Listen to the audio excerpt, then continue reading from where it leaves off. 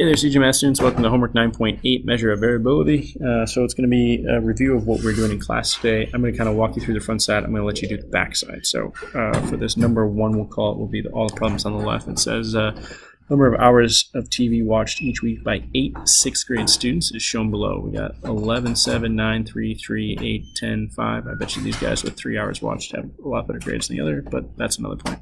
What's the mean number of hours? So the mean is something you want to highlight, and that's easy. Just add them up, divide by how many there are. So we got 56 total hours. When you add all those numbers up, it's 8 students.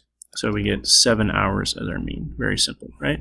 So now we're going to go ahead and use this to find out the mean absolute deviation. So we already know the mean. The mean was the average right here, which is 7. So put that down at the bottom.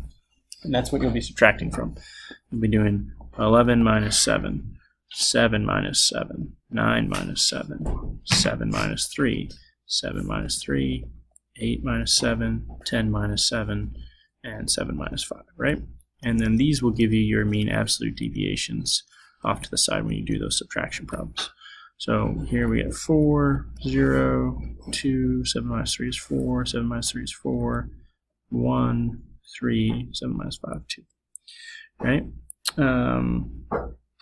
Next thing you're going to want to do is we're going to just add all these up, and we're going to find the mean of these deviations. So if I add them all up, that gets me 23. I'm going to divide by how many I had, which was 8. And 23 divided by 8 is 2.875, so around to the nearest tenth, we'll say 2.9. So then for your explaining that, we'd say that the mean absolute deviation, or the MAD, of the data says that,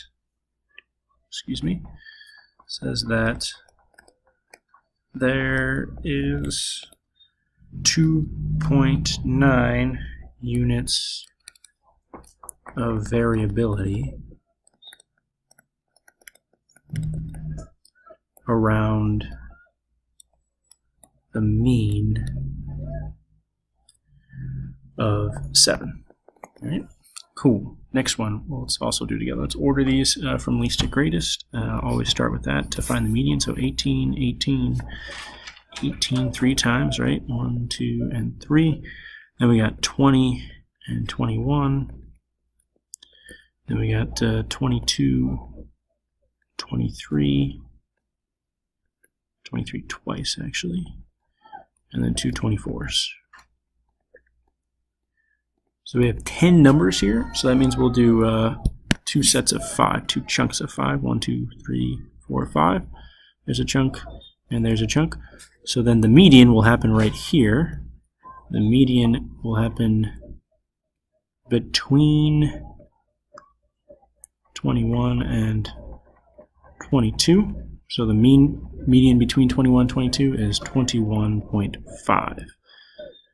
And that's 21.5 students in a kindergarten class, right? So for the first quartile, you're going to say, all right, let's take that first chunk, which was 18, 18, 18, 20, 21. That's that chunk. And so what's the median? It's 1, 1, 2, 2, right, 18, quarter 1, right? For quarter 3, we're going to do the same thing. We're going to say the second chunk, though, 22, 23, 23, 24, 24. And we're going to do the same thing. 1, 1, 2, 2. There you go. There's quarter 3. So now what's the interquartile range? We know that as simply quarter 3 minus quarter 1. So 23 minus 18, which is 5. And again, what does this describe? It says the IQR, it's very similar to the last answer we had, means we have 5 units of variability, but this time it's not going to be around the mean, it's going to be around the median.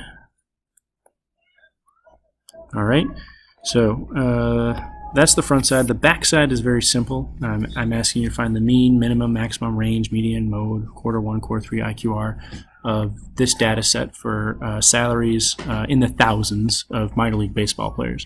First thing you want to do is order them from least to greatest. You know how to find the mean, you know what the minimum, the maximum, you know what the range is, the median, the mode.